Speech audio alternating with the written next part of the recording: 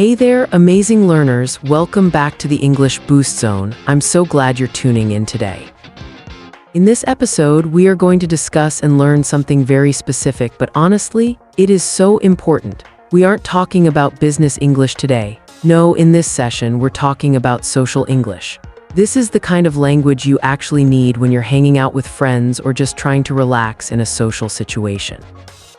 To really explain this, let me tell you a quick story about a friend of mine named David. So, David moved to the United States about 3 years ago, and let me tell you, his English was great. I mean, on paper, it was perfect. He could write absolutely flawless emails. He crushed his job interviews, completely aced them, and when he was in business meetings, he understood every single word that was said. But David had a problem, a big problem. He had no friends. Every Friday night his went out for drinks. They'd invite him, he'd go, but he'd sit there silently not knowing what to say. He'd smile and nod, then he'd go home feeling lonely. One day, David told me, "Jake, I can speak English at work, but I can't speak English with friends. I don't know how." And you know what? David isn't alone. Thousands of English learners have the same problem. You can pass exams, you can give presentations, but when it comes to casual conversation, making jokes, or just hanging out with friends, you freeze. Here is the thing, social English is completely different from textbook English. It has its own rules, its own vocabulary, its own rhythm. And today I'm going to teach you exactly what David learned, the secrets of social English that helped him go from lonely to having a close group of friends. By the end of this podcast, you'll know how to make friends, keep conversations going, use humor, and feel comfortable in any social situation. Sound good? Then stick with me. This is going to change your social life. But first, I need to tell you what happened to David on his first night out. So, David accepted the invitation. Friday night, a local bar, his were already there. David walked in and everyone greeted him warmly. They said things like, "Hey David, glad you made it," and "What's up, man?" David sat down. Someone asked, "What do you want to drink?" David said very carefully, "I would like to have one beer, please, thank you very much." Everyone paused. It wasn't wrong, but it sounded weird, like he was ordering at a fancy restaurant, not a casual bar with friends. Then the conversation started flowing. People were talking fast, using words David didn't learn in school, laughing at things he didn't understand. Someone said, "That movie was so bad, I wanted to walk out." David thought, walk out where? Walk out of the movie theater, but you paid for the ticket already. He didn't get that walk out means to leave because something is so bad. Another person said, "Yeah, it was a total waste of time." David understood the words but missed the casual tone. He didn't know how to jump into the conversation. So he sat there, quiet, listening, feeling like an outsider. After 2 hours, David made an excuse and left early. He went home and thought, "What's wrong with me? Why can't I do this?" But here is what David didn't know. He wasn't doing anything wrong. He just didn't know the unwritten rules of social English. And that's exactly what I'm about to teach you, starting with the most important rule of all. The first rule David learned is that how you greet people sets the tone for everything. Remember how David's greeted him? "Hey, what's up, man?" These are casual greetings, and David needed to respond casually too. Let me break this down for you. In textbook English, you learn to say, "How do you do?" and "I am fine, thank you," and "you." But in real social situations, people say things like, "Hey, hi, what's up?" or "How's it going?" Let's practice this right now. I want you to listen and repeat these casual greetings after me. Ready? "Hey, how's it going?" and "What's up?" and "Good to see you." Great, now let's talk about what's up. This confused David at first. What's up doesn't mean what is located above us. It is just a casual greeting. It means how are you or what's new. So how do you respond to what's up?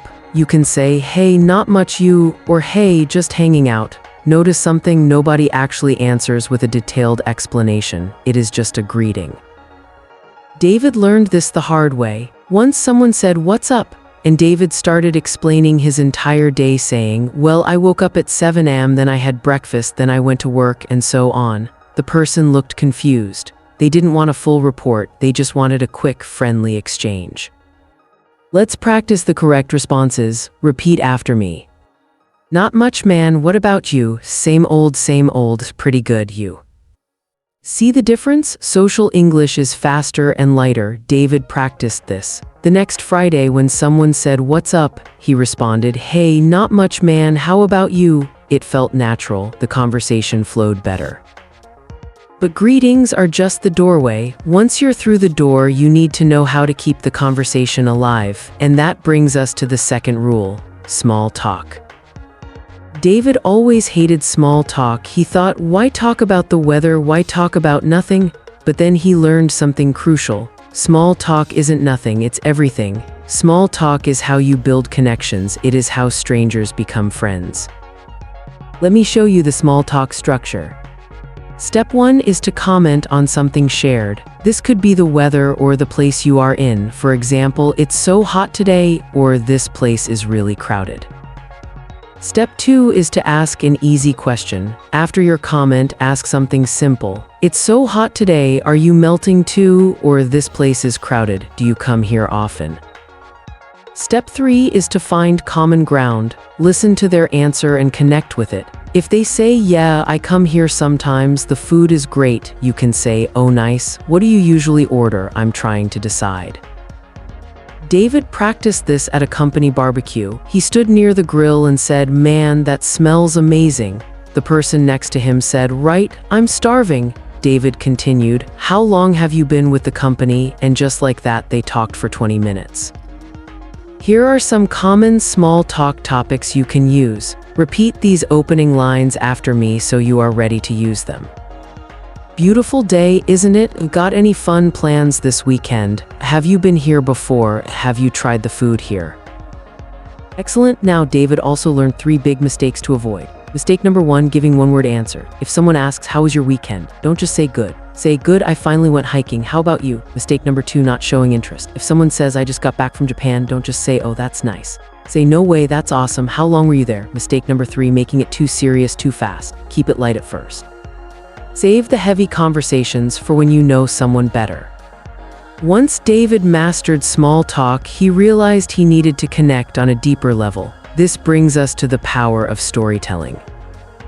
One night, David was at a friend's apartment. Everyone was sharing stories about travel disasters. Someone said, "I once missed my flight because I went to the wrong airport. I felt so stupid." Everyone laughed.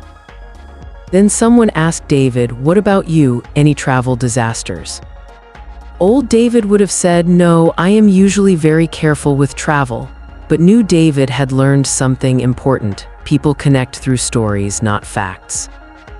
So David said, "Oh man, yes, last year I booked a flight to Portland, Oregon, but I ended up in Portland, Maine, completely wrong side of the country." Everyone laughed. Someone said, "Wait, how did you not notice?" David continued, "I didn't realize until I landed and saw snow everywhere. I was expecting rain, not a winter wonderland." The conversation flowed. David felt included. Let me teach you how to tell stories like David. Keep it simple using this 4-step structure. 1. The setup, where and when did this happen? 2. The event, what actually occurred? 3. The twist, what went wrong or was unexpected? 4. The ending, what did you learn? Here is a bad example. I went to a concert last week, it was good. Here is a good example. I went to a concert last week and I was so excited. But get this, I got there and realized my tickets were for the wrong date. I almost cried. Luckily, someone at the box office helped me exchange them. See the difference? The story has emotion. Let's practice some story starter phrases. Repeat after me. That reminds me of the time you won't believe what happened to me. I have a similar story. David's biggest breakthrough came when he realized that perfect English doesn't matter in stories. Emotion and energy matter more. You can make small grammar mistakes. Use simple words. If your story is engaging, people will listen. But David still had one major problem. He could tell stories, but he didn't know how to turn casual conversations into real friendships. He needed to learn how to make plans. This is rule number 4. David met a named Sarah. They had a great conversation about hiking, but then they just said goodbye. A week later, he saw her again. She said, "Still trying to find time for that hike we talked about." David just said, "Oh yes, that would be nice," and walked away. David realized that having good conversations isn't enough. You have to make the move. Here is the formula for making plans. Step 1, find a common interest. Oh, you like hiking too? Step 2, express interest casually using the phrase "we should." For example, "We should go hiking sometime." Step 3, make it concrete. Are you free this weekend? Step 4, make it easy to say yes or no. No pressure if you're busy. The phrase "we should" is perfect because it's casual and non-threatening. Let's practice these invitations. Repeat after me. We should grab coffee sometime. Are you free this weekend? Do you want to join us? Let me know if you're interested.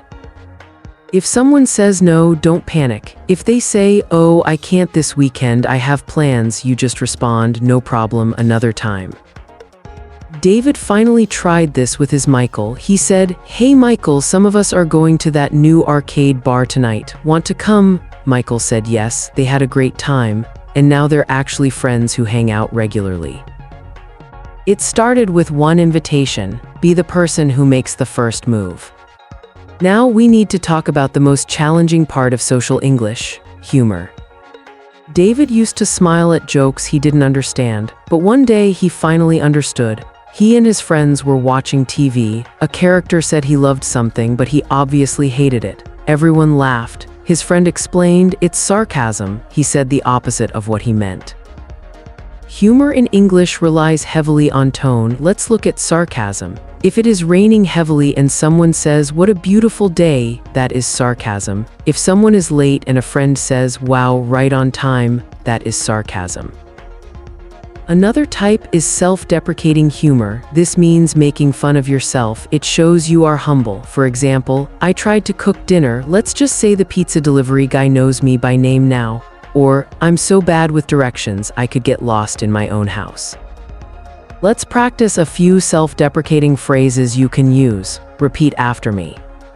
I tried speaking slang the other day. It did not go well. My cooking is so bad, even the dog won't eat it.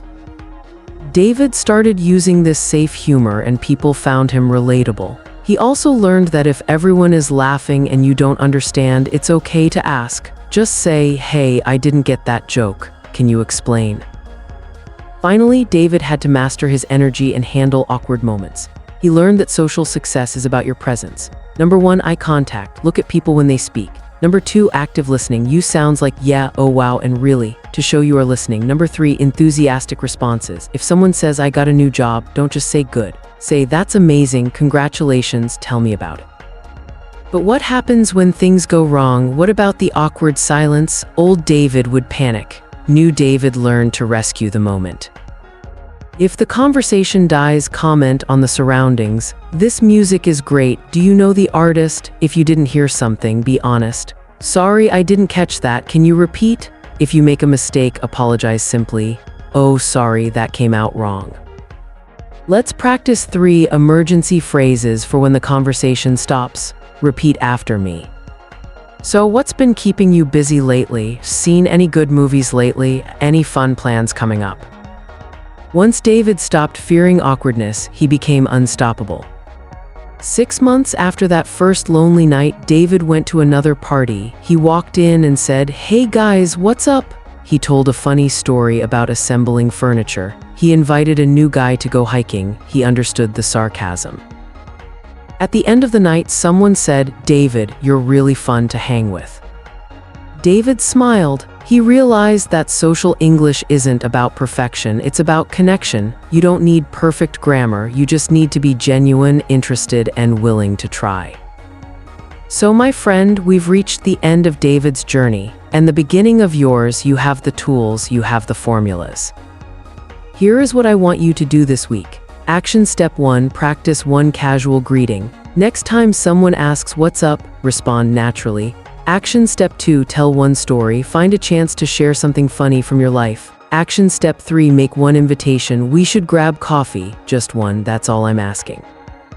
If this podcast helped you, please hit that like button. It tells YouTube to share this with more English learners who need it. Subscribe to the channel so you don't miss our next lesson. And most importantly, go practice, get out there, try these techniques, make mistakes, learn, grow. Your social life in English is waiting for you. All you have to do is take the first step. Thank you for spending this time with me today. Until next time, get out there and make some friends. This is Jake signing off. Keep learning, keep growing, and keep connecting. See you next week.